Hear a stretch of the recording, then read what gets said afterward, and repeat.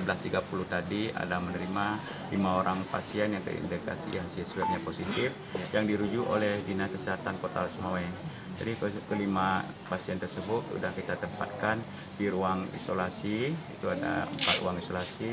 Selain yang kemarin ada 2 orang lagi suami istri itu yang kita nunggu hasil swab dari Banda Aceh. Kalau keluar hasil swab ini, hari ini kita pulangkan. Jadi semua kelima pasien itu sudah kami terima dan sudah kami ditempatkan di ruang isolasi. Mungkin sebentar lagi dokter-dokter kami, tim medis kami akan bekerja secara intensif. Mudah-mudahan dalam nanti sore atau besok diambil swabnya. Kita doakan semua mudah-mudahan negatif.